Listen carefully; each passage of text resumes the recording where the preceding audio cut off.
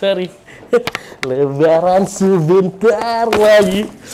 Saking eksaktinya guys, Lebaran sebentar lagi. Lebaran masih menunggu berapa minggu, tapi Kongguan kaleng merah udah ada di kantong belanjanya itu. Dengan modal 100.000 lebih, kalian bisa dapat berbagai macam biskuit yang manis dan gurih. Tapi, apakah manisnya biskuit Kongguan juga semanis perjalanannya? Apa yang bikin biskuit dan wafer kaleng merah satu ini jadi wajib fardu ain buat ada di meja tamu kita?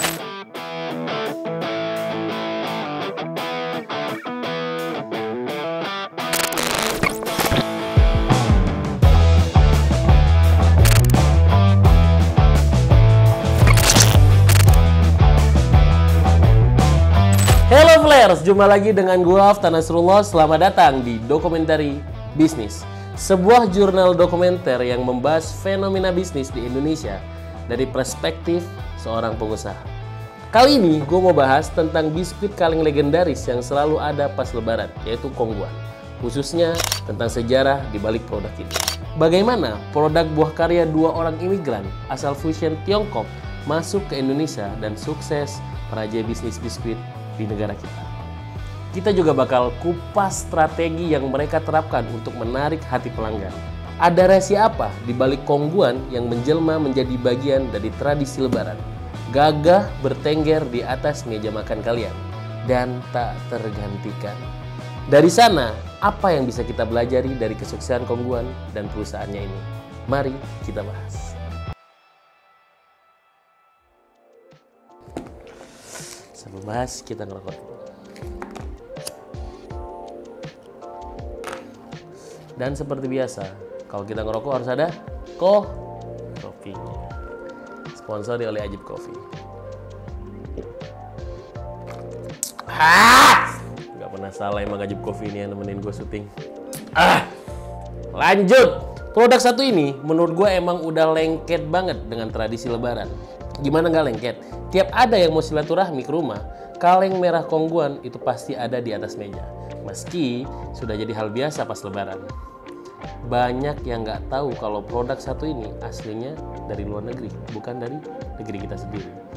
Merek biskuit satu ini aslinya datang dari negara Singapura. Didirikan oleh dua bersaudara, Chow Chu Keng dan Chow Chu Han. Dua imigran asal Fujian Tiongkok ini yang baru nyampe Singapura tahun 1937 dapat inspirasi untuk bikin pabrik biskuit setelah Chow Chu Keng kerja di pabrik biskuit orang.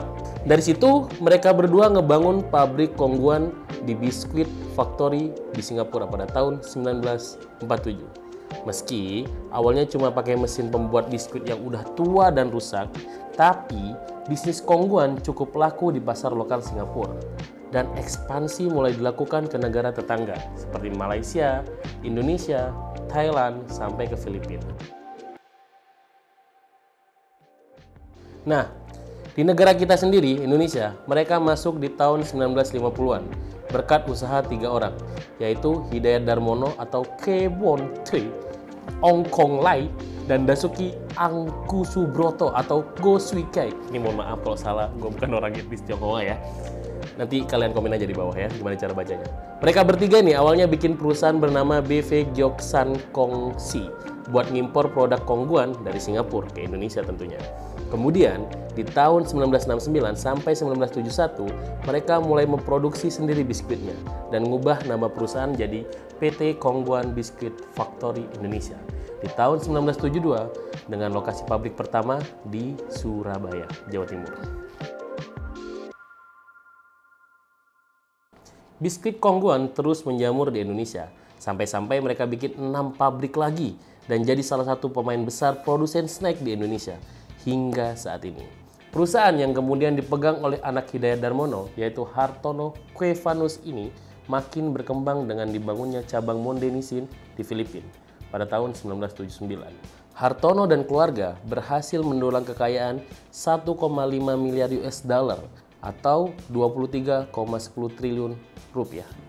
Hartono sendiri dicatat majalah Forbes memiliki kekayaan hingga 540 juta dolar US atau 7,7 triliun rupiah dan sempat menduduki posisi 15 orang paling kaya di Filipina pada tahun 2021 Ngomongin soal kesuksesan, pasti nggak jauh dari strategi bisnis buat nge-guide pelanggan. Kongguan Group sendiri punya strategi buat ngambil hati masyarakat Indonesia. Dimulai dengan bagi-bagi kaleng gratis ke pedagang keliling. Out of the box nih. Coba deh, sekarang kalian ke tukang bubur atau ketoprak. Gue yakin nggak sampai semenit kalian bisa nemu kaleng kerupuk yang pastinya mereknya Kongguan. Kalau kata marketing manajer Kongguan, Muhammad Reza, strategi ngebagiin kaleng kosong ini disebut brand image. Brand image sendiri bisa diartikan sebagai penilaian konsumen pada produk yang mereka lihat. Strategi marketing lewat brand image juga dipakai lewat gambar sosok ibu dan dua anak yang ada di gambar kaleng Kongguan. Mungkin kalian masih ingat sama meme yang nanyain soal bapaknya absen di gambar. Coba gue lihat. Bisa kalian lihat ini. Cuman ada ibu dan dua anaknya. Bapaknya kemana? Bernardus Prasojo selaku penulis gambar Kongguan bilang kalau dia itu emang sengaja gambar ibu dan dua anak kecil aja biar para ibu rumah tangga tuh tertarik beli Kongguan kaleng merah ini. Strategi selanjutnya bisa dilihat dari harga. Isi juga kaleng Kongguannya sendiri. Tinggal bayar 100.000 aja kalian bisa dapat berbagai macam biskuit dalam satu kaleng ukuran besar ini. Kita coba buka. Loh, sendoknya hilang. Oh ini. Mohon maaf. Nah, nih cara buka ya. Teman-teman yang biasanya kesusahan. Nggak bisa-bisa gitu ya. Pakai ini aja paling gampang. Loh, masih ada plastik. Ini baru, guys. Kita buka. Biasanya nih, kalau dari isu yang beredar, yang paling dicari di Kongguan ini apa? Ini nih. Ini katanya yang paling enak. Boleh dimakan ini? Boleh. Oh, isinya 2.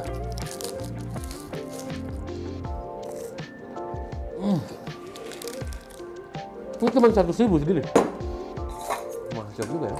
Mau tutup lagi, biar gak ada yang minta.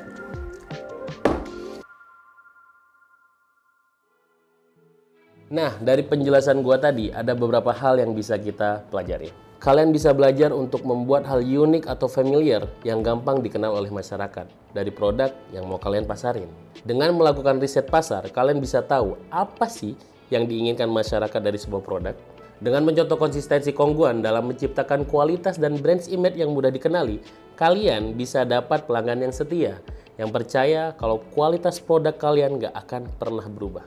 Dan terakhir, pastinya tanpa inovasi, sebuah perusahaan akan berkembang. Kalian bisa belajar untuk nggak cepat puas dan tetap selalu berinovasi agar mampu bersaing dengan selera pasar yang selalu berubah-ubah. Mudah-mudahan apa yang gue sampaikan kali ini bisa menginspirasi kalian untuk konsisten menyuguhkan yang terbaik dari produk yang kalian jual. Gue Aftan Nasrullah, sampai jumpa lagi di lain waktu. Bye-bye.